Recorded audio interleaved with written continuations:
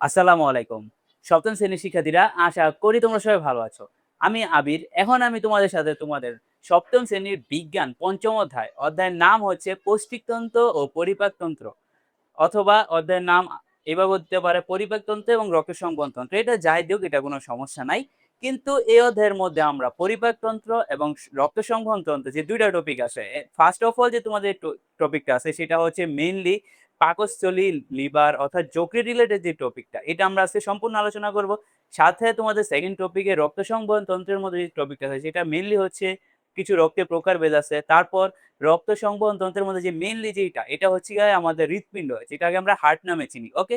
এই অধ্যায়টা আমরা সম্পূর্ণ আলোচনা করব। এই অধ্যায়টা তুমি যদি এইখানে আমার ভিডিওটা সম্পূর্ণ দেখো, আমি মনে করি যে এই অধ্যায়টা নিয়ে তোমার আর কোন ধরনের কনফিউশন থাকার কথা না। ঠিক আছে? তো অবশ্যই তোমরা ভিডিওটা সম্পূর্ণ দেখবা যারা অধ্যায়টি সম্পূর্ণ বুঝতেছে, এবং এইটা হচ্ছে গিয়ে অধ্যায়ের বেসিক ক্লাস। এই অধ্যায় আমরা সম্পূর্ণ কমপ্লিট করব। অধ্যায়ের সম্পূর্ণ টপিকগুলো আমরা কমপ্লিট করব। তো দেরি না করে আমরা দেখি নিই, এবং পরবর্তী ভিডিওতে আমি তোমাদের এই অধ্যায়ের সৃজনশীলগুলো কমপ্লিট করে দিব গাইস। ঠিক আছে? তো তোমরা দেরি না করে ভিডিওটা আমরা শুরু করি। আচ্ছা, তো প্রথমত আসো। ওকে। তো মেইনলি তো তোমরা ভিডিওটা যেহেতু দেখতেছো, যেহেতু স্যারের কাছে ডিজিটাল বোর্ড নাই, স্যারের হোয়াইট বোর্ডে করাচ্ছি ক্লাস।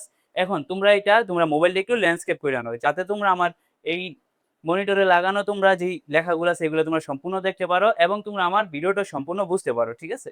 তো এখন আসো, যে তোমাদের ১ম যে টপিকটা আছে সেটা তোমাদের পার্ট ১ এর মধ্যে তোমরা বইয়ের মধ্যে দেখতে পাবা। সেটা লিখা আছে খাদ্য পরিপাক। দেখো খাদ্য পরিপাক কি? যে প্রক্রিয়ায় জটিল ও অদ্রবণীয় খাদ্যবস্তু শারীরিক প্রক্রিয়ায় ভেঙে দেহের বহন উপযোগী সরল ও দ্রবণীয় উপাদানে পরিণত হয়। আচ্ছা, এই কথাটার মানে কি? এই কথাটার মানে হচ্ছে গিয়ে আমরা যে খাবারগুলা খাই এগুলা খুবই আস্তে আমরা চিবিয়ে খাই। ঠিক আছে?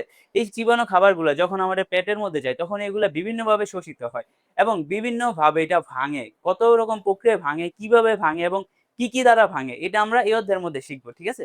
ওকে। তারপর দেখো পরিপাক ক্রিয়া। তো পরিপাক ক্রিয়া দেখো মুখ গহ্বরে পরিপাক ক্রিয়া হ্যাঁ, কারণ আমরা খাবার কি মুখ দিয়েই খাই। তার মাধ্যমে কি মুখ গহ্বরের মধ্যে আমাদের পরিপাক ক্রিয়াটা মেইনলি শুরু হয়। অন্য কিছু দিয়ে খাবার খেলে তো আর হইব না। তারপর দেখো কয়েক ঘন্টার মধ্যে খাদ্য ভেঙে সরল উপাদানে পরিণত হয়। বুঝছো? তো এই খাদ্য যে উপাদান থাকে এটা কয়েক প্রক্রিয়া, ঠিক আছে? কয়েক প্রক্রিয়া এবং কিছু ঘন্টা। অবশ্যই এটার সাথে যেহেতু আর এটা আমাদের শরীরে এনার্জি দেয়া দেয় না। এটার এনার্জি দিতেও আমাদের কিছু টাইম লাগবে। এটাই বুঝাইছে। অপ্রাচ্য অপ্রয়োজনীয় অংশ পায়ুপথ দিয়ে বের হয়ে যায়। তো অপ্রাচ্য অপ্রয়োজনীয় খাদ্য তোমরা জানো আমাদের, যে আমরা সকালে উঠে যে ওয়াশরুমে যাই কি করতে যাই এইভাবে কি হয়ে যায়? বের হয়ে যায়। এটা তোমরা সকলেই জানো। এটাও কিভাবে বের হয় এটাও আমরা এই অধ্যায়ের মধ্যে শিখব। তারপর দেখো পৌষ্টিকতন্ত্র অথবা পরিপাকতন্ত্র যেসব খাদ্য পরিপাকে অংশগ্রহণ করে তাদের একত্রে পৌষ্টিকতন্ত্র বলে। তো এবার দেখো পৌষ্টিকতন্ত্র অথবা পরিপাকতন্ত্র কি?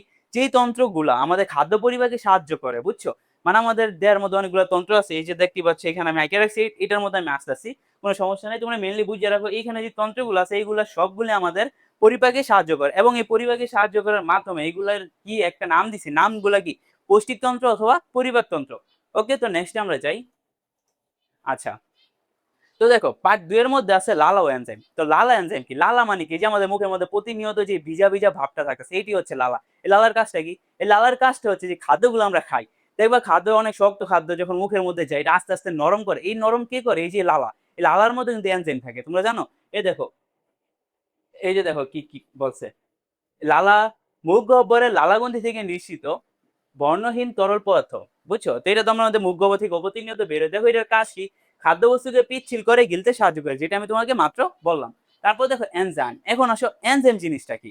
এনজাইম হচ্ছে এক ধরনের অনুঘটক বা খাদ্যকে সরাসরি প্রক্রিয়া ভাঙতে সাহায্য করে, কিন্তু বিক্রিয়া শেষে নিজে অপরিবর্তিত থাকে। নির্দিষ্ট এনজাইম নির্দিষ্ট কাজ করে, যেমন ট্রিপসিন শুধু আমিষেই কাজ করে। আচ্ছা, এই এনজাইম নিয়ে তোমরা পরবর্তী শ্রেণীতে আরো বেশি জানবা। শুধু এতটুকু জানো এনজাইম হচ্ছে এমন একটা জিনিস যেটা আমাদের খাদ্যগুলা, মনে করো আমাদের খাদ্যগুলো ভাঙতে অনেক বেশি সাহায্য করে, কিন্তু নিজে পরিবর্তন হয় না, শুধু খাদ্য পরিবর্তন করে।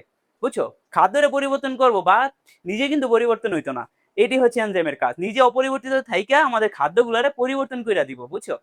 এখন আসো দেখো, একমাত্র ট্রিপসিন শুধুই আমিষে কাজ করে, মানে বিভিন্ন এনজাইম বিভিন্ন কাজ। তার মধ্যে একটা তোমাদের বইয়ের মধ্যে দেয়া আছে ট্রিপসিন। এই ট্রিপসিন এনজাইম কি ভাঙতে সাহায্য করে? আমিষ ভাঙতে সাহায্য করে। এটা তোমরা মনে রাখবা, ট্রিপসিন এনজাইম। ওকে। তারপর দেখো শর্করা।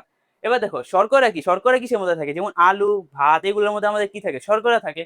দেখো লালার এনজাইম শ্বেতসারকে শর্করায় মল্টোজ পরিণত করে, তাই মিষ্টি লাগে। দেখবা যে আমরা বিভিন্ন ধরনের শর্করা যখন খাই তো ওইগুলা মল্টোজ আমাদের মুখের মধ্যে আমরা প্রতিনিয়ত চাবানোর ফলে এটা কি হয়? এক প্রকার মানে একবারে মানে রুটি দেখছো না? রুটির আটা কেমন হয়ে যায়? মল হয়ে যায় না? মানে একবার দলাদল হয়ে যায়। এটা একটা তুমি ভাত প্রতিনিয়ত মুখে চাবাইলে ওইটা কি হয়ে যাবে, দলাদল হয়ে যাবে। ওইটাকে এক প্রকার কি বলে, মল্টোস বলে। ওকে, দেখো এই যে শেষ। তারপর দেখো অন্ননালী শুরু হয়ে গেছে, বুঝছো? তো অন্ননালী কি? এটা হচ্ছে একটা নালী। অন্ননালী যে নালী দিয়ে আমাকে খাওয়ান গুলা যায়, মানে সরি খাবার গুলা যায় আমাদের, ঠিক আছে? দেখো শ্বাসনালীর পেছনে অবস্থিত নল, যা দিয়ে খাদ্য পাকস্থলিতে বসে। এই যে দেখো, যদি তোমরা চিত্রের মধ্যে খেয়াল করো, এই যে দেখো, এই যে এটা হচ্ছে যে আমাদের শ্বাসনালী। যেহেতু আমাদের এখানে ফুসফুসের কোনো কাজ নাই, সেই জন্য আমরা ফুসফুসটা আঁকি নাই। এই যে দেখো, এটা যদি শ্বাসনালী, এটার পিছনে যে অন্ননালীটা অবস্থিত, মানে আমাদের গলার মধ্যে যে দুইটা নালী গেছে, একটা হচ্ছে শ্বাসনালী আর একটা হচ্ছে অন্ননালী। তো এই হচ্ছে শ্বাসনালী, যেটা দিয়ে প্রতিনিয়ত আমরা কার্বন ডাই অক্সাইড ত্যাগ করতেছি এবং আমরা অক্সিজেন গ্রহণ করতেছি। কিন্তু এই যে অন্ননালী যেটা আছে, এই যে দেখতে পাচ্ছ, এটা হচ্ছে কি অন্ননালী। এটার মধ্যে যে আমাদের খাবারগুলো যায়। কখনো কিন্তু মনে করো যদি আমাদের যে নালীগুলো আছে, তো তোমাদের মনে একটা কোশ্চেন আছে বলে যে স্যার আমরা যে খাবারগুলো খাই, আমাদের গলা দিয়ে তো দুইটা নালী আছে, তো এই খাবারগুলো কই যায়? তো আমাদের শ্বাসনালীতে যায় না। না, আমাদের খাবারগুলো যে খাই এগুলো অন্ননালীতে যায়। যদি শ্বাসনালীতে দিয়ে ঢুকতো তাহলে কিন্তু আমাদের ফুসফুসে অনেক ধরনের বড় ধরনের রোগ হয়ে যেত, বুঝছো? তাহলে তারা মনে করো যে এরকম আমাদের শারীরিক শক্তি এবং তার মানে কি বলবো, তার মানে সৃষ্টি সেরা, বুঝছো? যার কারণে মনে করি আমাদের ভিতরে ডাইজেস্ট সিস্টেমটা এত উন্নত। আচ্ছা, তো আমরা অন্ননালী পর্যন্ত কমপ্লিট করলাম। তারপর দেখো তোমাদের বইয়ের পার্ট 2 আর 3 শেষ। তারপর দেখো পার্ট 3 থেকে 5 পৌষ্টিক নালীর অঙ্গসমূহ। এখন আসো আমরা মেইনলি যে পৌষ্টিক নালীর মধ্যে ঢুকতেছি। তো এখন দেখো প্রথমত তো আমরা যে খাবারগুলা খাই, খাবারগুলা খাইতে আমাদের কি দিয়ে খাইতে হবে? মুখ দিয়ে খাইতে হবে না? তো সবার প্রথম কি মুখ ছিদ্র। দেখো মুখ ছিদ্র পৌষ্টিক নালীর শুরুর উপর দিকে নিচে ঠোঁট। এই যে দেখো, এই যে আমি যদিও আমার আঁকা এত ভালো না, তোমরা দেখো স্যারের আঁকা এত ভালো না, যাও তোমাদের জন্য যতটুকু সম্ভব আমি আঁকার চেষ্টা করছি। তো দেখো এই হচ্ছে যে আমাদের মুখ গোবর। এই যে দেখো আমরা খাবারগুলা খাই, ঠিক আছে? মুখ ছিদ্র। তারপর দেখো মুখ গহ্বর, ঠোঁটের ভেতরের অংশ, এখানে দাঁত, জিহ্বা ও লালাগ্রন্থি থাকে। এই যে দেখো, এই দুইটা যদি ঠোঁট হয়, বুঝছো? এই দুইটা ঠোঁট, আর এইটা হচ্ছে গিয়ে মুখের ভিতরের যে অংশটা হচ্ছে সেটা। তারপর দেখো মানব দেহের দাঁত 4 প্রকার, বুঝছো? দেখো তার মুখের ভিতরে আমার কি কি থাকে? ঠোঁটের ভিতরের অংশে এখানে দাঁত, জিহ্বা ও লালাগ্রন্থি থাকে। তো মুখের ভিতরে দাঁত থাকে, জিহ্বা থাকে, তারপরে আর কি থাকে? লালাগ্রন্থি থাকে, তাই না? তারপর দেখো যে দাঁত আমাদের কয় প্রকার? 4 প্রকার। আমাদের সবার মুখের মধ্যে কিন্তু 4 প্রকার দাঁত আছে এবং দাঁতের কিন্তু বিভিন্ন ধরনের কাজও আছে। এখন এই কাজগুলা কি কি দেখো? কর্তন দাঁত। এই যে দেখো সামনে তোমরা যদি বইয়ের মধ্যে দেখো যে দাঁতের চিত্র আছে, তোমরা দাঁতগুলো একটু খেয়াল করো। স্যারের বোর্ডের মধ্যে তো এত জায়গা নাই যে সবগুলা চিত্র মেনটেন করতে পারবো। স্যার যে দুটো ইম্পর্টেন্ট শুধু সেই দুটোই আঁকছি। তো তোমরা একটু কষ্ট কইরা বইটা খুললা, বইয়ের মধ্যে দাঁতের চিত্র আছে, দাঁতটা তুমি দেখতে পারবা যে এখানে কি কি আছে। যেমন সর্বপ্রথম হচ্ছে কর্তন দাঁত। কর্তন মানে হচ্ছে যে আমাদের সামনে দুইটা দাঁত, ঠিক আছে? তো কর্তন দাঁত কি করে? খাদ্য কেটে কেটে ছোট করে, যেটা অনেক ধারালো হয়। তারপর দেখো ভেদন দাঁত, মাংস অন্যান্য শক্ত জিনিস ছিঁড়তে সাহায্য করে। দেখবা যেই দাঁত দুইটা দিয়ে আমরা মাংস ছিঁড়ি, গরুর মাংস, মুরগির মাংস, যা মন চায় তা ছিঁড়ালাই, এটা কি দাঁত করে? ভেদন দাঁত। তারপর দেখো অগ্রপেশন দাঁত, খাদ্য চর্বণ ও পেশন করে। মানে এই যে আমাকে একবারে সাইডে যে মোটা মোটা বোটকা বোটকা যে দাঁতটি আছে না, এই দিয়ে আমরা কি করি? ওই যে আমরা বিভিন্ন খাদ্য চাবাই। তারপর দেখো পেশন দাঁত, খাদ্য শোষণ ও চূর্ণ করে, যেমন আক্কেল দাঁত। তো আক্কেল দাঁত হয়তো অনেকের ওঠে নাই, আবার অনেকের উঠছে, ঠিক আছে? এটা জানি না কার কার উঠছে। দেখো নোট আমি কি দিছি, প্রতি চুয়ালে 16টি করে মোট 32টি দাঁত স্থায়ী থাকে। তো তোমরা আমাকে কমেন্টে জানাও যে তোমার কয়টা দাঁত উঠছে, তোমার 16টা করে 32টা উঠছে নাকি আরো কম দাঁত, এটা তোমরা আমাকে অবশ্যই কমেন্টে বলবা। আশা করি এ পর্যন্ত তোমরা বুঝতে পারছো। তো এখন আসো, আচ্ছা, তো পৌষ্টিক নালীর যে দ্বিতীয় অংশ আমি তোমাদের জন্য রাখছি। এবার আসো, তো প্রথমে আমরা মুখের ভিতরের অংশগুলো দেখলাম। কি কি দেখলাম আমি একটু রিপিট করি। তো মুখের ভিতরে সবার প্রথম আমাদের মুখের ভিতরে কি কি থাকে? লালাগ্রন্থি থাকে, তারপর দাঁত থাকে, তারপর জিহ্বা থাকে, ঠিক আছে? তো এখন আসো যে পৌষ্টিক নালীর যে অঙ্গসমূহ আছে, তো সবার প্রথম আসি গলবিল। ওকে, তো গলবিল কি? মুখ গহ্বরের পরবর্তী অংশ, যেখানে পরিপাক বা এনজাইম নিঃসরণ হয় না। তো এই যে দেখো গলবিল মানে গলার যে অংশটা আছে না, মানে জিহ্বার নিচে যে সাধারণ অংশটা, এটা হচ্ছে গিয়ে গলবিল। এখানে যদি কোনো এনজাইম বা কোনো অন্য কিছু নিঃসরণ হইতো, তাহলে কি আমরা কোনো খাবার ঠিকভাবে করতে পারতাম, খাইতে পারতাম বা স্বাদ পাইতাম? মনে হইতো যে আমাদের মুখের মধ্যে কি না কি লাগিয়ে রয়েছে, কি না কি এসিড লাগিয়ে রয়েছে, বুঝছো? এই জন্য কি আমাদের গলবিলে কি কোনো ধরনের এনজাইম হয় না, নিঃসরণ হয় না। তারপর আসে অন্ননালী। দেখো অন্ননালী গলবিল ও পাকস্থলীর মধ্যবর্তী খাদ্য প্রবাহের নল। এই যে দেখো, এই যে দেখতে পাচ্ছ, এই যে যে নলটা তোমরা দেখতেছো, এই যে দেখো এটা হচ্ছে পাকস্থলী। আর এই যে দেখো এই যে যে নলটা পাকস্থলীর মধ্যে আসছে, এটা হচ্ছে কি? অন্ননালী। তারপর দেখো পাকস্থলী থলে আকৃতির অঙ্গ, এর প্রাচীরে গ্যাস্ট্রিক গ্রন্থি থাকে, যা পাচক রস নিশ্চিত করে পরিপাকে সাহায্য করে। এই যে দেখো এই যে পাকস্থলী, এই পাকস্থলীর মধ্যে মনে করো অনেক ধরনের গ্যাস্ট্রিক গ্রন্থি থাকে। এই গ্যাস্ট্রিক গ্রন্থি গুলা থেকে বিভিন্ন ধরনের পাচক রস তৈরি হয়, যা আমাদের খাদ্যকে পচাতে সাহায্য করে। বিশেষ করে আমাদের পাকস্থলীর মধ্যে হাইড্রোক্লোরিক অ্যাসিড কিন্তু থাকে, এটা তোমরা সবাই জানো, ঠিক আছে? পাচক রস নিশ্চিত হয়, যা পরিপাকে সাহায্য করে। তারপর দেখো ক্ষুদ্রান্ত, বুঝছো? ক্ষুদ্রান্ত পৌষ্টিক নালীর সবচেয়ে দীর্ঘ অংশ 3টি। এবার দেখো ক্ষুদ্রান্ত কি? ক্ষুদ্রান্তের মনে করো 3টা অংশ আছে, বুঝছো? ক্ষুদ্রান্তের কয়টা অংশ আছে এটা তোমরা মনে রাখবা। ক্ষুদ্রান্তের কয়টা অংশ আছে? তিনটে অংশ, ক্ষুদ্রান্তের তিনটে অংশ আছে। কি কি দেখো? ডিউডেনাম, জেজুনাম আর হচ্ছে কি ইলিয়াম। এই যে দেখো, এই যে ডিউডেনাম, তারপর এই যে দেখো ইলিয়াম, দেখছো এই যে এটা হচ্ছে একটা ক্ষুদ্রান্তের অংশ। তারপরে যে দেখো ইলিয়াম, এই যে দেখো এটা হচ্ছে কি একটা ক্ষুদ্রান্তের অংশ, বুঝছো? তো এই যে দেখো ক্ষুদ্রান্তের অংশটা মানে ভাগ কর, আর যে এই যে মোটা মোটা অংশগুলো দেখতে পাচ্ছ এইগুলো হচ্ছে কি আমাদের বৃহদান্ত্রের অংশ। যদিও এইগুলা ডিটেলস এটা তোমাদের নাই, পরবর্তী শ্রেণীতে তোমরা আরো জানবা। তোমরা জাস্ট চিত্রটা দেখে মনে রাখো যে কোনটা কি, ঠিক আছে? এবার দেখো কাজ কি। ডিউডেনাম ইউ আকৃতির এখানে পিত্ত রস ও অগ্নাশয় রস এসে খাদ্যে মেশে আমিষ শর্করা স্নেহ পরিপাক ঘটে। এই যে দেখো, এই যে ডিউডেনামটা দেখতেছো, এই যে দেখাই আমি তোমাদের, এই যে ডিউডেনামটা, ঠিক আছে? এই যে ডিউডেনাম যেটা, এটার মধ্যে এই যে এটা হচ্ছে যে পিত্তথলি, বুঝছো? এখানে যদি তোমরা কখনো গরু দেখো যে একটা পিত্তথলি থাকে, যেটা সবুজ কালার এক প্রকারই থাকে, বুঝছো? এই যে এটা আমাদের যকৃৎ বা লিভার যেটা আমরা বলি। এই যে এখানে যে পিত্তথলিটা থাকে, এইখান থেকে মনে করো পিত্ত রস এসে এটা আমাদের খাদ্যের সাথে মিশা, খাদ্যরে কি করে তোমার আমিষ শর্করা স্নেহ পরিপাক ঘটে, বুঝছো? তারপর জেজুনাম হচ্ছে ডিউডেনাম ও ইলিয়ামের মাঝের অংশ। এই যে আমি বলি, এই যে এইখানে যে এটা দেখতেছো না, এটা কিন্তু সেম। আর এই যে মাঝে যে অংশটা আছে না, এই যে মাঝে যে অংশটা, এটি হচ্ছে কি জেজুনাম। আর ইলিয়াম কি ক্ষুদ্রান্তের শেষ অংশ, এর ভেতরে প্রাচীর ভিলাই নামক শোষক অঙ্গ থাকে। এই যে এটা হচ্ছে কি ইলিয়াম, বুঝছো? এই যে এই অঙ্গটা কি ইলিয়াম। আই হোপ যে তোমরা ক্লিয়ার। ওকে, তো এই ছিল আমাদের মনে করো যে মেইনলি পরিপাকতন্ত্র, দেখছো? তো তোমাদের এটা নিয়ে আর কোনো ডিটেলস নাই, এতটুকুই ছিল। তারপরে আমি তোমাদের দেখাই দিচ্ছি, যেমন তোমরা যে চিত্রটার মধ্যে দেখো, এই যে দেখো মোটামোটা যেটা, এটাকে বলে বৃহদান্ত্র, যার মধ্যে আমাদের বিভিন্ন ধরনের যে মেইনলি শোষণ করে, বুঝছো? মেইনলি আমাদের খাবার গুলা যেখান থেকে যায় আর এইখান থেকে কি হয়, বের হয়। তারপর দেখো এই যে এটা হচ্ছে গিয়ে সিকাম, যেই আমাদের বৃহদান্ত্রের শেষ অংশ যেটা, এটাকে বলে সিকাম। তারপর দেখো এই যে এই ছোট যে অংশটা দেখবে, এটাকে বলে অ্যাপেন্ডিক্স। অ্যাপেন্ডিক্স যেটা, এটা অনেকে দেখবা যে অনেকের অ্যাপেন্ডিক্সে ব্যথা করে। তো তোমরা অনেকে শুনছো নাকি কি আমি জানি না। পরে এই যে অ্যাপেন্ডিক্স যে ইটা আছে, এই অঙ্গটা আছে, এটা পরে কি কেটে ফেলা লাগে। তো যদিও এটা তোমাদের বিষয় না, তাও আমি তোমাদের বললাম। তারপরে এটা হচ্ছে পায়ুছিদ্র, এটা মলাশয়, ঠিক আছে? তো বাকিগুলো তো আমি বললাম। এখান থেকে মেইনলি হচ্ছে যকৃৎ, এই যে লিভারটা দেখতেছো, যকৃৎ আর হচ্ছে পাকস্থলী, ঠিক আছে? তোমাদের এই অধ্যায়ের মধ্যে জাস্ট পাকস্থলী নিয়ে কাজ। তো আমরা দেখো যে পরিপাকতন্ত্রের সাধারণ রোগ। তো পরিপাকতন্ত্রের মধ্যে সাধারণ কি কি রোগ হয়? তো পরিপাকতন্ত্রের মধ্যে দেখো সবার প্রথম যে রোগটা আছে সেটা হচ্ছে গ্যাস্ট্রাইটিস, বুঝছো? তো অতিরিক্ত মশলা তেলযুক্ত খাবার অনিয়ম হয় প্রতিকার, মানে অতিরিক্ত মশলাদার খাবারের অনিয়ম করলে মেইনলি গ্যাস্ট্রাইটিসের সমস্যা। তো এটার প্রতিকার কি? কম তেল মশলা খাওয়া এবং সময় মতো খাবার খাওয়া, ঠিক আছে? তো তোমরা সবাই প্রপারলি কম তেল মশলা এবং সময় মতো খাবার খাওয়ার চেষ্টা করবা, ঠিক আছে? তারপর আমাশয়। তো অনেকের মনে করো আমাশয়, এই আমাশয় কিল দিঘা, এই যে আমাদের পাকস্থলীর সমস্যার লেগে আমাশয়। তোমরা হয়তো অনেকে জানতো না যে আমাশয় কেন হয়। এই পাকস্থলীর সমস্যার জন্য কি আমাশয় হইতে পারে, বুঝছো? ওকে, তো দেখো আমাশয় আবার দুই প্রকার, একটা হচ্ছে এমিবিক আমাশয় আর একটা হচ্ছে বেসিলারি আমাশয়। দেখো অ্যান্টাবিমাইকোসি দ্বারা হয়, মানে যে অ্যান্টাবিমা যে ব্যাকটেরিয়াটা আছে, অ্যান্টাবিমার দ্বারাই আমাদের এমিবিক আমাশয় হয়। তারপর দেখো বেসিলারি আমাশয়, এটা হচ্ছে সিগেলা ব্যাকটেরিয়া, বুঝছো, দ্বারা হয় রক্ত আমাশয়। তো এই যে সিগেলা ব্যাকটেরিয়া, এটা ব্যাকটেরিয়ার নাম, এটা পরীক্ষায় আসতে পারে এমসিকিউতে, যে কোন ব্যাকটেরিয়ার কারণে এমিবিক আমাশয় হয়, সরি বেসিলারি আমাশয় হয়। দেখো তো এই যদি কারো রক্ত আমাশয় বা বেসিলারি আমাশয় হয়, তাহলে তার কি কি প্রতিকার করা দরকার?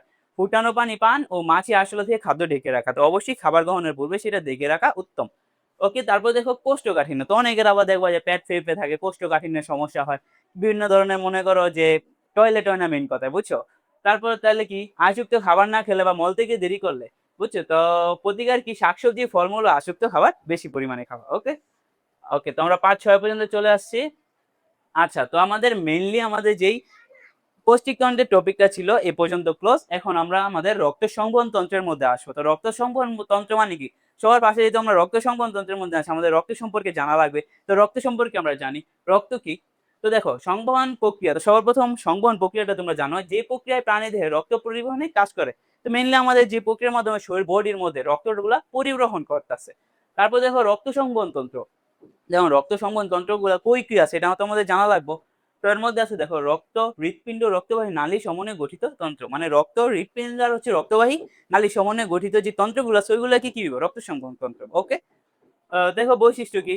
ঘন লাল রঙের তরল পদার্থ। তো রক্ত তো তোমরা সকলে চিনো, সেটা দেখতে কেমন লাল কালার, এক ধরনের তরল যোজক টিস্যু, ঠিক আছে? রক্ত যদি বলে যে রক্ত কি, রক্ত এক প্রকার তরল যোজক টিস্যু। ওকে, তাহলে দেখো রক্তের সাক্ষী ক্ষারধর্মী এক ধরনের তরল যোজক টিস্যু। দেখছো রক্তের উপাদান দুইটা, রক্তের উপাদান কয়টা? দুইটা। এটা তোমরা সকলে মনে রাখবে, রক্তের উপাদান হচ্ছে দুইটা। কি কি? একটা হচ্ছে রক্তরস, আরেকটা হচ্ছে কি রক্তকণিকা। তো রক্তরস কত পার্সেন্ট? রক্তরস হচ্ছে 55%। রক্তরস কত পার্সেন্ট? 55। যদি রক্তরস 55% হয় তাহলে রক্তকণিকা কত পার্সেন্ট হইব? 45%। তো একটা মনে রাখলে কিন্তু আরেকটা বের করা কিন্তু ইজি। ঠিক আছে? ওকে, তো আশা করি তোমরা রক্ত সংবহন তন্ত্রটা বুঝে ফেলছো। আচ্ছা। তো যেহেতু আমরা রক্ত সংবহন তন্ত্রগুলো জানলাম, এখন আমাদের রক্তের কাজগুলো জানা লাগবে। তো রক্তের কাজগুলো দেখো, খাদ্য, অক্সিজেন পরিবহন। তো মেইনলি রক্তের কাজ কি? খাদ্য আর অক্সিজেন কি করা? পরিবহন করা। তো দেখো, হজম হওয়া খাদ্য উপাদান এবং ফুসফুস থেকে অক্সিজেন কোষে পৌঁছায়।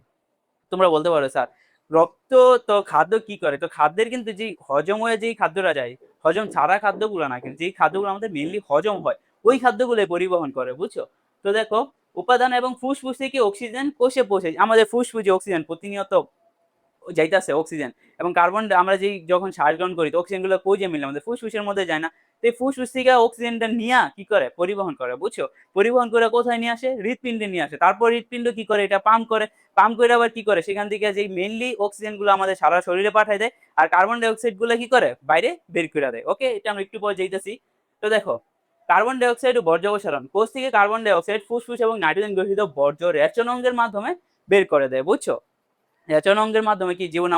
যেমন আমরা প্রস্রাব, ঠিক আছে? তো প্রস্রাব আমি তোমাদের বইলা দিলাম। তো এটার মাধ্যমে কি? কার্বন ডাই অক্সাইড বের হয়, বুঝছো? তো দেখো, হরমোন পরিবহন অ্যান্ড তাপমাত্রা নিয়ন্ত্রণ। তো রক্তের কি হরমোনও পরিবহন করে, সাথে কি করে? শরীরে তাপমাত্রা নিয়ন্ত্রণ করে। নালীহীন গ্রন্থির হরমোন পরিবহন করে দেহের তাপ সমতা বজায় রাখে। তারপর আর কি করে? রক্ত জমাট বাঁধতে সাহায্য করে এবং রক্তের জমাট বাঁধতে কি সাহায্য করে? অনুচক্রিকা। রক্তের ৩ টে উপাদান থাকে। এটা তোমাদের আমি বলি, রক্তের ৩ টে উপাদান থাকে। একটা হচ্ছে শ্বেত রক্তকণিকা, লোহিত রক্তকণিকা, অনুচক্রিকা। ঠিক আছে? এটা একটু পরে যাই। দেখো, রক্ত জমাট বাঁধতে কি করে? কেটে গেলে রক্তপাত বন্ধ, অনুচক্রিকা কাজ করে। তারপর দেখো, রোগ প্রতিরোধ।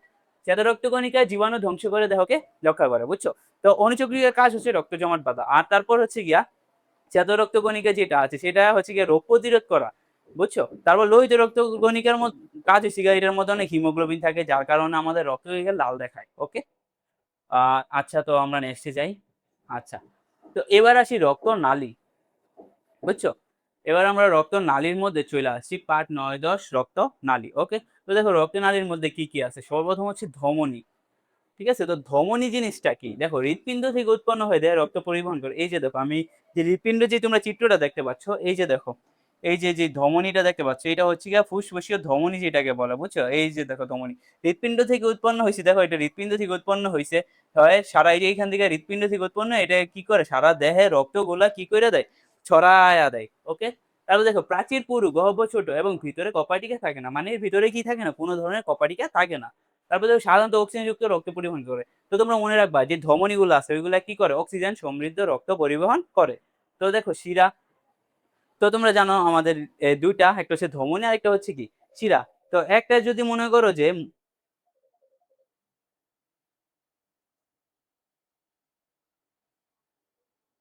তো শোনো, তো এখন যদি আমাদের ধমনী যদি করে যে রক্ত পরিবহন করে, তাইলে কোথায় জানি ধমনী অক্সিজেন সমৃদ্ধ রক্ত পরিবহন করে আর শিরা হচ্ছে যা কার্বন ডাই অক্সাইড সমৃদ্ধ রক্ত পরিবহন করে। দেখো, দেহের বিভিন্ন অংশ থেকে রক্ত হৃৎপিণ্ডে নিয়ে আসে। তারপর দেখো,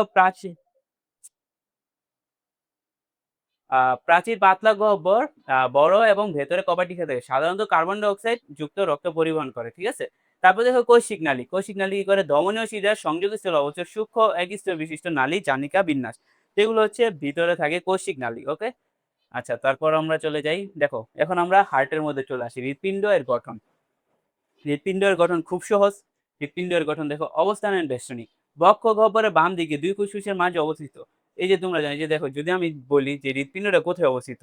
এই যে দেখো, হৃৎপিণ্ডটা আমাদের কই অবস্থিত?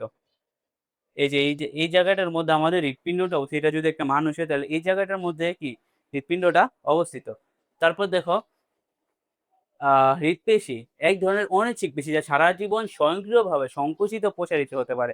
দেখো, তুমি শরীরের বিভিন্ন ধরনের অঙ্গগুলা যদিও তুমি করতে পারবা, নাড়াচাড়া করতে পারবা, কিন্তু কখনো কি হৃৎপিণ্ডের যে পেশিগুলা সেগুলো তুমি নাড়াচাড়া করতে পারবা? এটা কি অনিচ্ছিক পেশি। অনিচ্ছিক পেশি মানে কি? এটা ইচ্ছা মতো নাড়াচাড়া করা যায় না। ওকে?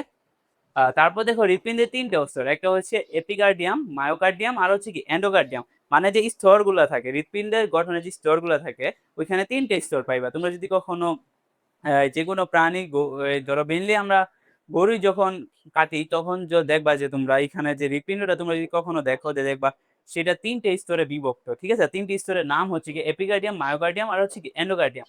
আর প্রকোষ্ঠ মানে ভাগ। প্রকোষ্ঠ মানে কি ভাগ। ভাগ হচ্ছে কয়টা? ৪ টা। দেখো কি, কি? এই যে দেখো ৪ টা ভাগ আমি তোমাদের দেখাই দেই।